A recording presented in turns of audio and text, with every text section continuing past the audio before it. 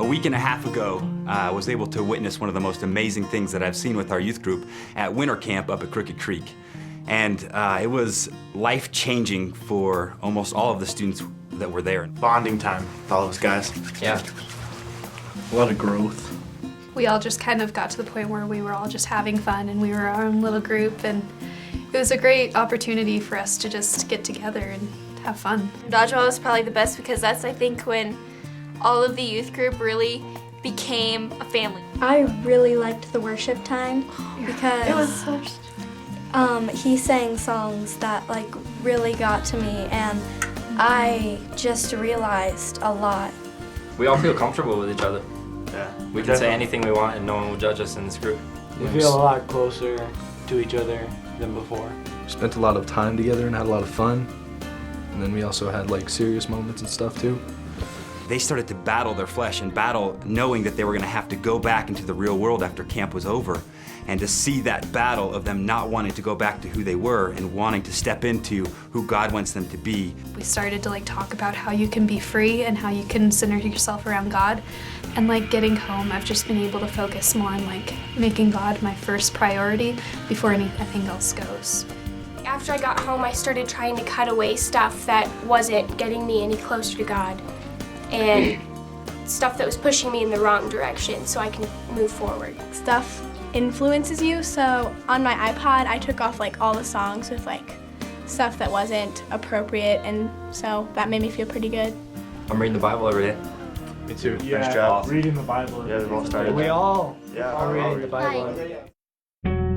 Being able to take a step back from the perspective, realizing that the camp was going to be over soon, and how they were going to hold each other accountable to do this as they went back to school, went back to the real world. Accountability is huge. Lex has been really good about texting me every day. And he's been texting everyone, I think, just telling us to read every day. Now I think it's everyone looking out for each other. Just, checking up on, what's up, how you doing? We have a high school guys small group now. Yeah, I've started that up. Bible Tuesday studies. nights. We're in Matthew right now. Matthew 9 today. It's Thursday. So we should be in Matthew 13 by next Tuesday.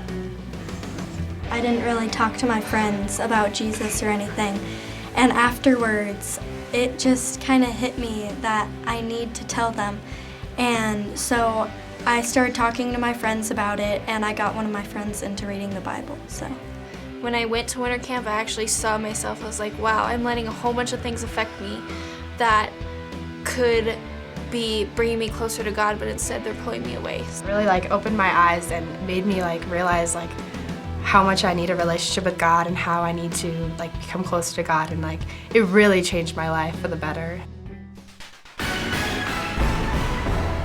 Welcome, everyone. I'm Dan. Kyle, son of Rick. Oh, announcements at youth group? Yeah. I know announcements are pretty exciting anyways, but something that we've been doing at youth group for the announcements is we're allowing the students to give the announcements. Take out your connection card. It's very important for us to make sure you're connected and cared for here at Creekside. For that reason, we've placed a connection card in each one of your pamphlets. We call it the Creekside Connection Card. We ask everyone to please take the time to fill it out and place it in the offering basket and drop it off as you leave. If you're visiting with us today, we want to make sure you are properly welcomed, and we have a gift that we will send you this week. Please take the time to give us your information. If you are used to placing your offering in an envelope, please know that we have envelopes available as you leave today. And we call it slap announcements, and it's where two of the guys will get up and go back and forth and give the announcements, but during the announcements, they will slap each other on the chest for a little bit of excitement. The kids like it, it's pretty cool. Love the World, Project Cure. Every month we find a mission and choose to get involved in a specific way.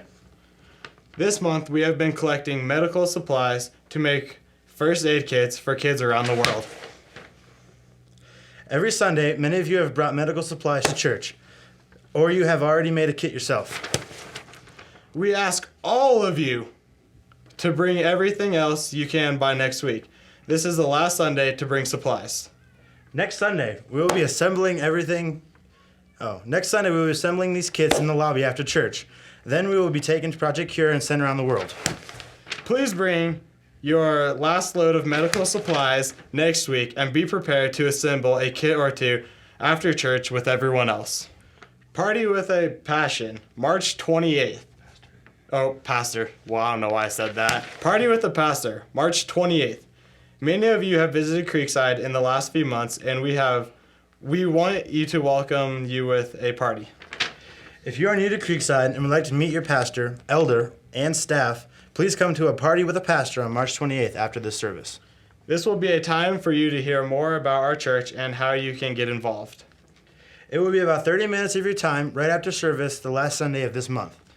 You will also be able to meet existing Creekside members and get to know a few more people with this church. We look forward to seeing you there.